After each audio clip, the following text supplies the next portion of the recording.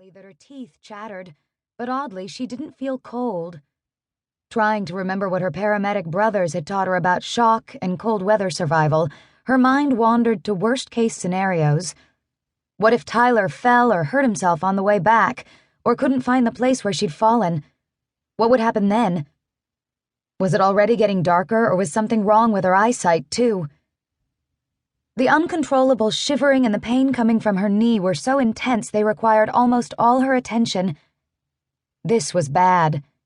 No way around it. She was in big trouble here, and her life depended on a man she'd rejected so often it was a wonder he didn't have a complex.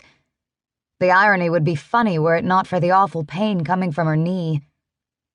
Her stomach heaved and she turned her head to vomit, noting a speck of blood in the snow. Did that mean she was bleeding inside? Charley had no idea how long she lay in the snow, shaking and aching and vomiting repeatedly, aware enough to know she was drifting in and out of consciousness. The ever-present pain dragged her out of blissful unconsciousness. It could have been hours or days for all she knew before she heard activity above her, and the sound of Tyler's frantic voice as he screamed for her. "Charley! I've brought help! We're coming down to you, just hang on!" She couldn't manage to raise her arm to acknowledge him, which made her feel bad. In the deep recesses of her mind, she knew he had to be panic-stricken, and she was sorry to have put him through such an ordeal. He might not be the man for her, but he was nice to be so concerned. Then she heard her brothers Landon and Lucas above her, screaming orders and getting closer to her. She shifted her gaze up and saw them dangling on ropes, rappelling down the side of the steep hill. Above them, she could hear Tyler arguing with the person in charge of stopping him from coming down too. "Charley, honey," Lucas said when he reached her.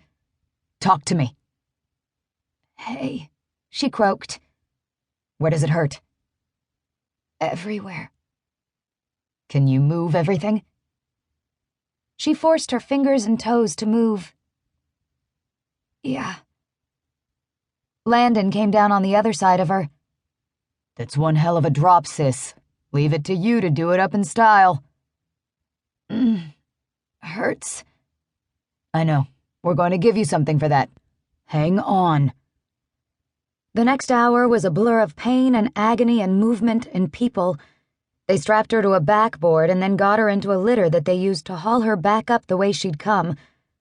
It had taken far less time to come down the mountain than it did to go back up. Landon had given her a shot to take the edge off the pain, so she floated between awareness and darkness.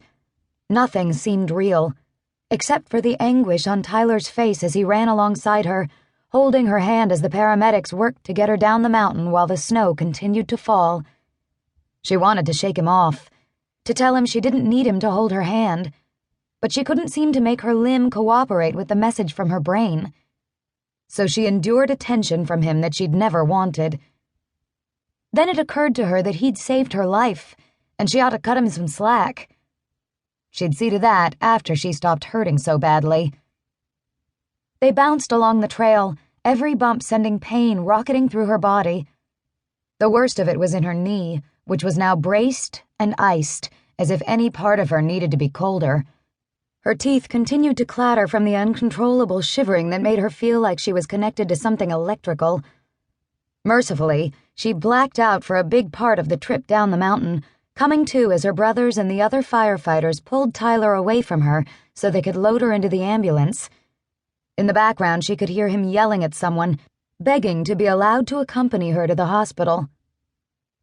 "Let him in," Landon said, apparently overruling the objections of others because he was her brother and knew best. How could he know that Charley didn't want to encourage Tyler's misplaced affection? And with an oxygen mask now covering her face, it wasn't really the time to clue Landon in on the true nature of her relationship, such as it wasn't, with Tyler. The man in question sat on the bench across from her. Glancing over at him, she was shocked to see him disheveled and spent from the ordeal. He was always so supremely well put together.